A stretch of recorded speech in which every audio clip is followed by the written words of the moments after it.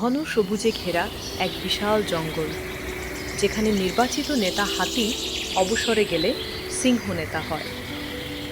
এই জঙ্গলের রক্ষক ছিল শক্তিশালী, ন্যায়পরায়ণ এবং দয়ালু। আর সেখানে পশু পাখিরা মিলেমিশে শান্তিতে বসবাস করত। আর পাখিদের মিষ্টি কিচিরমিচিরে মুখরিত হয়ে উঠত পুরো বন। এই জঙ্গলে সবাই সমান, কেউ কারো ক্ষতি করবে না। আমরা সবাই মিলেমিশে থাকব। আমাদের রাজা সত্যিই মহান, আমাদের কোনো ভয় নেই। তার জন্যই আমরা নিরাপদ। আমি মনের সুখে ঘুরে বেড়াই আর ঘাস খাই। সিংহ ভাই জিন্দাবাদ, আমাদের নেতা জিন্দাবাদ। সবাই সুখে শান্তিতে দিন কাটাচ্ছিল, কিন্তু এই শান্তির মাঝেই বাস করত এক ধূর্ত, চালাক ও লোভী শিয়াল। সে অন্যদের সুখ সহ্য করতে পারত না।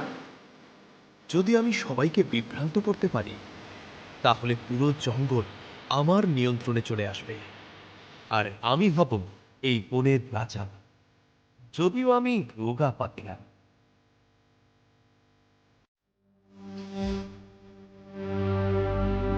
শিয়ালের চোখে আজ অন্যরকম লোভ দেখছি। দেখে মনে হচ্ছে শয়তানি বুদ্ধি পাকাচ্ছে মাথা। শিয়াল গোপনে একে একে সবার কাছে মিথ্যা কথা বলতে শুরু করলো, আর একে অন্যের দোষ ত্রুটি বলতে লাগলো, যাতে বনে অশান্তি শুরু হয়। ভিডিওটি ভালো লাগলে এবং এমন সুন্দর সুন্দর ভিডিও পেতে দয়া করে আমাদের চ্যানেলটি সাবস্ক্রাইব করে রাখুন। হরিণ ভাই, সিংহ রাজা তোমাদের খাবারের জায়গা দখল করতে চায়, তোমাদের এই বন থেকে তাড়িয়ে দিতে চায়। কি? এটা কি সত্যি? আমরা তার কি ক্ষতি করেছি? বানর ভাই, লাফালাফি কম করো। রাজা নাকি শুধু বড় প্রাণীদের ভালোবাসে। কি বলো এসব? তাহলে আমরা কি নিরাপদ নই? আমরা কোথায় যাব? খরগোশ, এই খরগোশ, খুব তো দৌড়াও। তোমাদের জন্য নাকি নতুন নিয়ম আসছে। সাবধান, মনে হয় বন ছাড়তে হবে।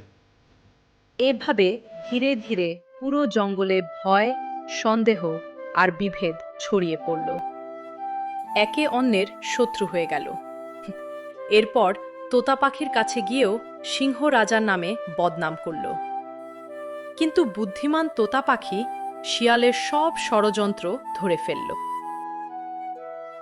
পরের দিন সকালে বনের সকল পশু প্রাণী সিংহ রাজার কাছে যায় এবং ঘটনা জানতে চায়।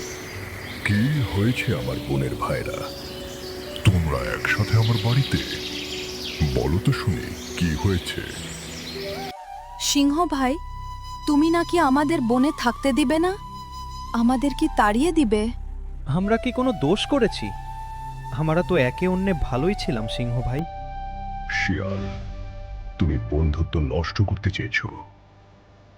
আমি তোতা পাখির কাছে সব শুনেছি। তুমি বনে কি করে বেড়াচ্ছ? আমিও এমন ভুল করেছিলাম।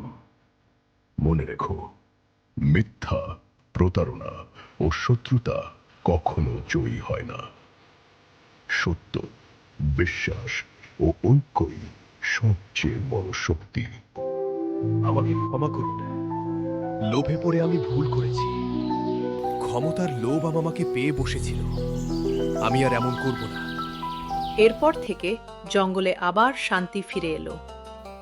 সবাই বুঝতে পারল শত্রুতা ধ্বংস আনে আর বন্ধুত্ব গড়ে তোলে সুন্দর পৃথিবী।